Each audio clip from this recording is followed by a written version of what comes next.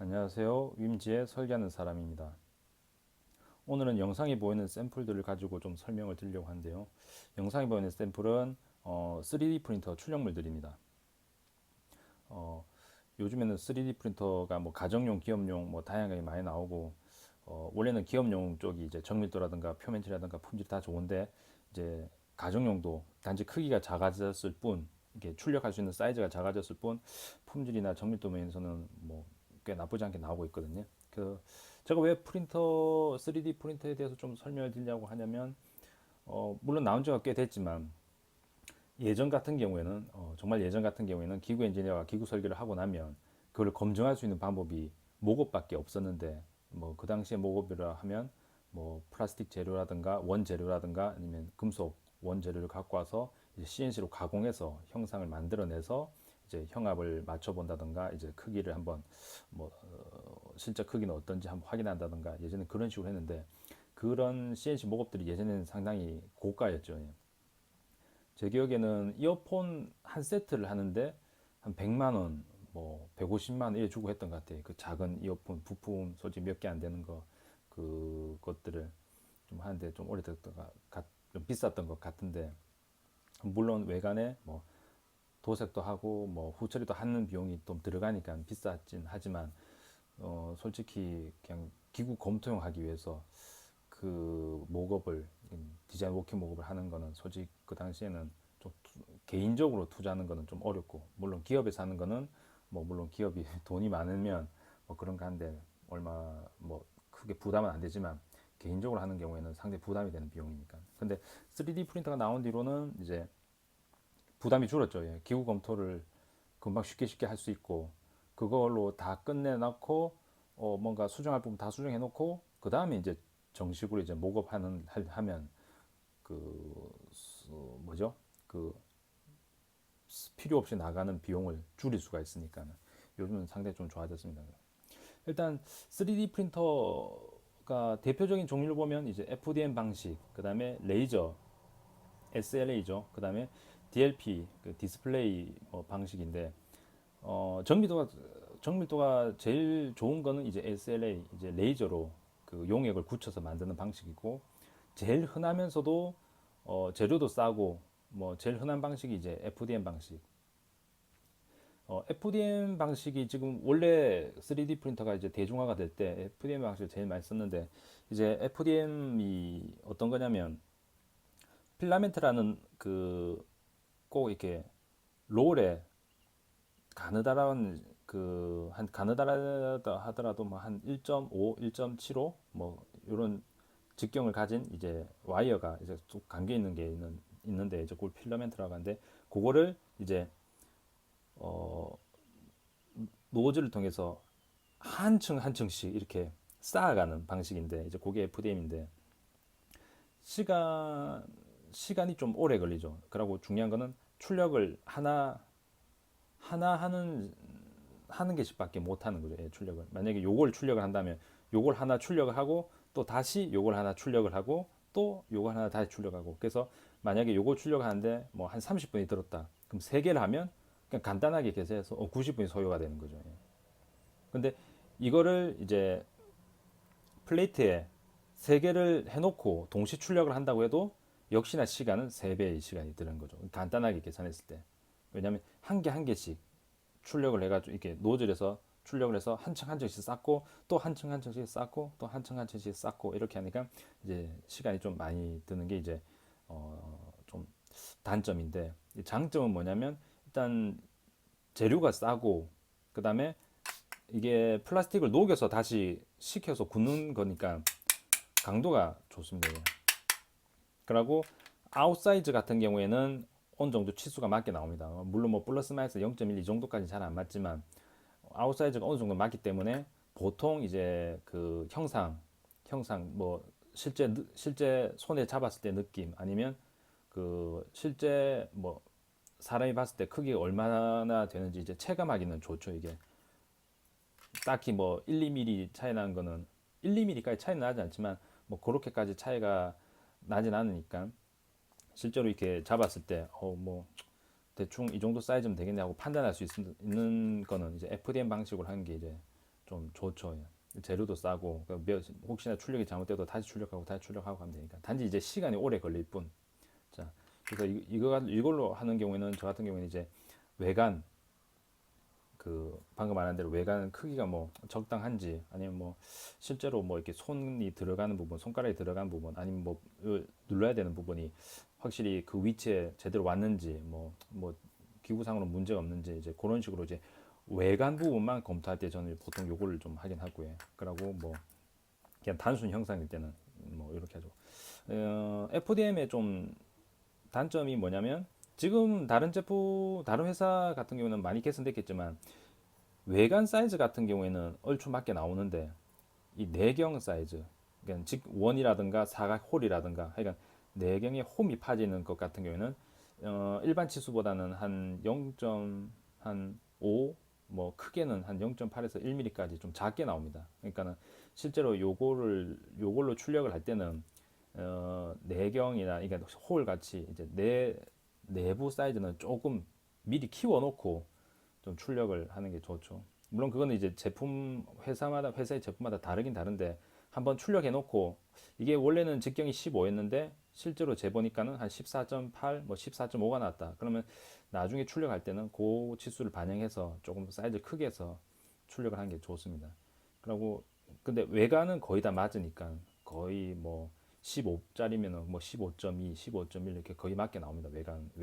외관의 이제 사이즈 같은 경우는 단지 이제 내부 사이즈가 조금 작게 나온다는 거고요.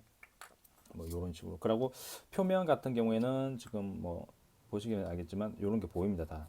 왜냐면 필라멘트라는 그 가느다란 와이어를 가지고 착착착착 하는 거기 때문에 이런 게 다 보이기 때문에 실제로 이게 뭐 전시에 가져가는 샘플에는 맞지가 않죠. 말 그대로 이제 간단하게 테스트나 안 그러면 간단하게 이제 요 사이즈가 실제로 어떤지 확인할 때 보시면 이런 식으로 다 이렇게 됩니다. 그리고 요거 같은 경우는 이제 라프트라고 해서 이제 그 출력하기 전에 바닥을 깔고 그 위에 쌓는 거기 때문에 나중에 요거 같은 경우는 다 제거를 해줘야 됩니다. 제감이 이제 이렇게 나는데 이런 식으로 좀 표면이 조금 보기는 안 좋죠. 근데 이제 단순 형상으로만 검토할 때는 FDM 방식이 좀 좋고 FDM 방식도 요즘에는 고무 재질, 금속 느낌의 재질, 이제 나무 느낌의 재질, 그다음에 색상 다양한 색상 이렇게 재료도 종류들도 많습니다. 그러니까는 뭐 고무 재질 같은 경우에는 어느 정도 이제 탄성도 있게 만들어지니까 충분히 그걸로 뭐 샘플을 만들어서 이제 뭐 외관이 좀 어떤지 좀 확인하는 데는 쉽고요.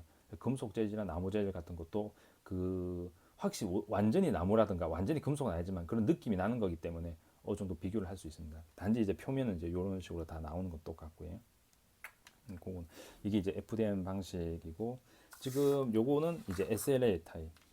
SLA하고 아까 DLP가 이제 용액을 둘 다 굳히는 방식인데 DLP는 디스플레이 화면에 바닥에 있는 LCD 액정 화면에 그 단면 형상을 보내서 그걸로 이제 용액을 굳히는 겁니다. 예. 그러다 보니까 DLP는 어 뭐 아주 작고 뭐 그냥 다양한 형상을 뽑을 수는 있지만 치수를 맞추기가 좀 힘들죠. 근데 SLA는 레이저로 똑같은 비슷한 방식이 한데 레이저로 형상을 쏴서 용액을 굳히기 때문에 정밀도가 잘 나옵니다. 그 대신 좀 비싸죠. 예, SLA 타입이. 근데 DLP나 SL 방식이 이제 용액을 굳히는 방식은 똑같고 이 SLA하고 DLP 방식이 이제 좋은 점이 뭐냐면 방금 설명드린 FDM은 한 개씩 하면은 이거 한 개 출력하는데 이거 하나 싹 만들고 이거 하나 만들고 이거 하나 만들고 동일 현상을 세 개 하면 그 세 배만큼의 시간이 든 반면에 요거 같은 경우에는 여러 가지 형상을 넣어서 이런 형상을 넣어서 한 번에 플레이트에 요 데이터를 반영하면 동시에 적층을 쌓아 올립니다. 그러니까 요거를 같이 뭐 0.1이든지 0.2든지 이제 설정할 값대로 동시에 쌓아 올리기 때문에 이거 하는데 30분이 걸렸다면 이거 같이 해놓으면 똑같이 30분 안에 이 세 개가 다 출력이 되는 거죠. 물론 높이가 같다는 전제하에 최고 높이가 뭐 이거다. 이게 최고 높이다면 요거 출력할 수 있는 시간에 이것까지 다 뽑히는 거죠. 그러니까 동시에 출력 가능한 거죠. 예. 동시에 층을 쌓아서 출력하기 때문에 시간도 훨씬 줄고 정밀도도 좋고 그 다음에 표면도 더 깔끔하고 뭐 그런 차이가 있습니다. 어쨌든 요거 같은 경우에는 이제 SLA로 했기 때문에 이제 치수 정밀도가 좀 꽤 나오는 거고요. 이 같은 경우에는 이제 조립 검토, 조립 검토하기 위해서 이제 저 같은 경우는 조립 검토용으로는 다 SLA 타입으로 좀 하고요. 내부도 보면은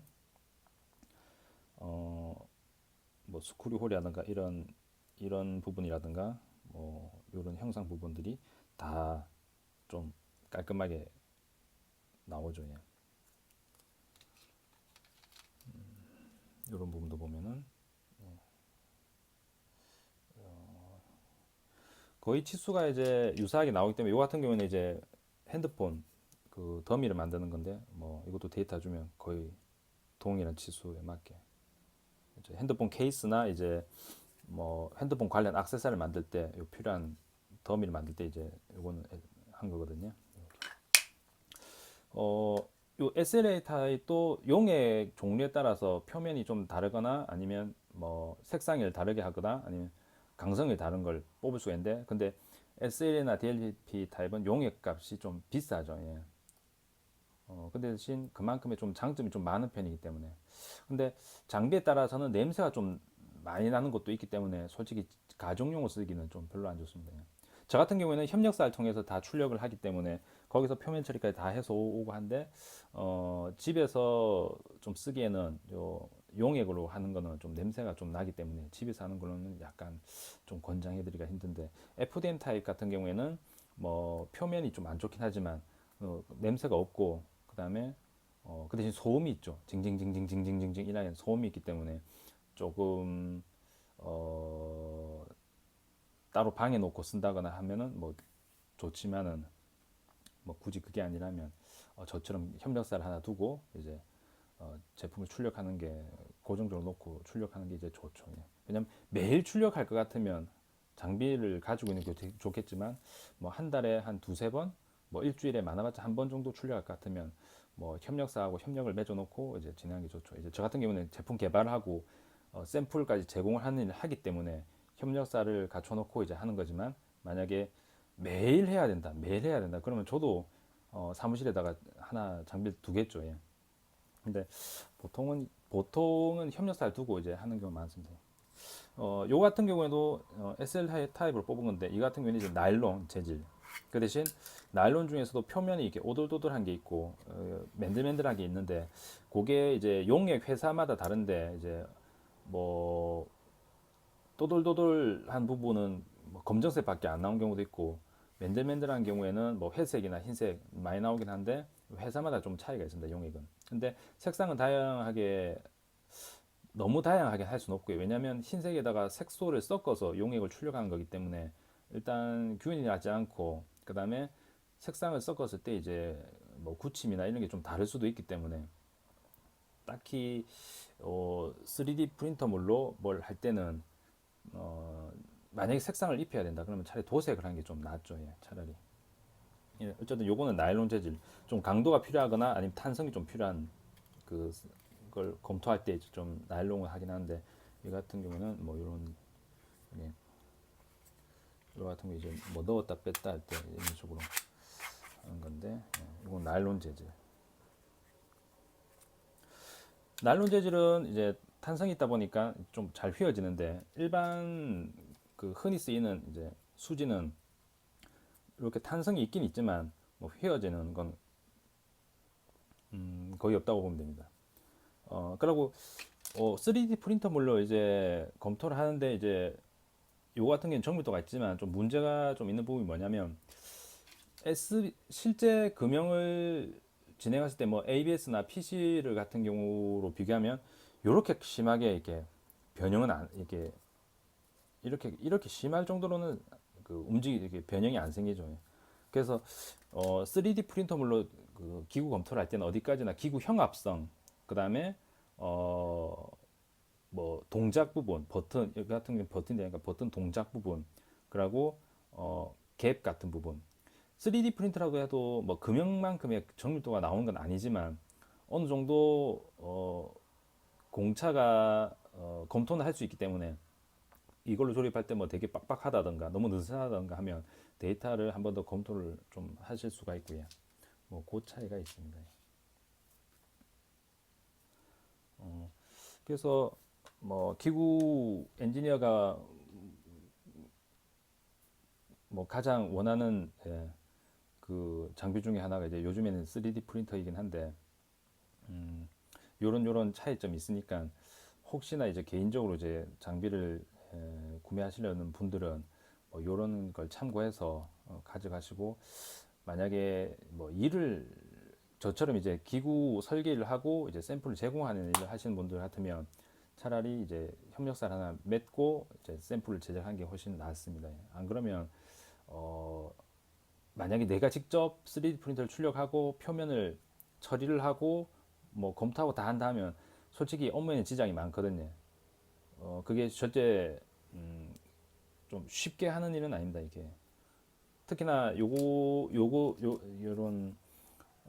SLA나 DLP 타입 같은 경우는 형상을 출력하기 위해서 뭐 이렇게 잡고 뭐 서포트를 다 만든 다음에 출력하고 나서 서포트를 다 제거하고 표면을 다 처리하고 뭐 하는 부분이 있기 때문에 이걸 만약에 설계를 하면서 이것까지 하고 뭐 고객한테 뭐 한다고 보면 상당히 일이 많게 되죠. 그렇기 때문에 기구 설계를 하시는 분들은 그다음에 뭐 개인 사업을 하시든 아니면 회사를 다니시든 간에 협력 업체들 두고 회사에 장비가 없다면 차라리 협력업체 두고 아니면 회사에 있다면 담당자가 있는 게 아마 정상적이지 않을까 이제 싶네요. 일단 대략적으로 일단 간단하게 뭐 이거 3D 프린터 너무 복잡하게 설명할 필요는 없으니까 간단하게 설명드렸고 뭐 FDM, SLA, DLP는 뭐 요런 차이점이 있고 요런 장단점이 있다. 뭐 요거를 좀 염두에 두시고 나중에 이제 샘플 뜰 때 뭐 어떤 식으로 하게 될지 뭐 판단하시면 될 것 같네요. 일단 가격대는 좀 비싼 걸 한국에서 하는 건 비싼 걸 알고 있습니다. 저는 중국에서 있고 중국에 있는 협력사를 통해서 이제 하니까 한국에 있는 것보다 가격대가 거의 한 10분의 1인데 한국에서는 3D 프린터 출력물이 FDM이든 요 SLA 타입이든 가격이 상당히 고가인 걸로 알고 있습니다. 그렇기 때문에 협력사를 혹시나 맺거나 하실 때도 충분히 가격에 대한 협상을 충분히 하신 다음에 뭐좀 하시는 게 좋을 것 같습니다. 관련해서 궁금하신 점은 이제 뭐 댓글이나 아니면 블로그 쪽에 글을 남겨주시면 관련해서 답변을 좀 드리겠습니다. 감사합니다.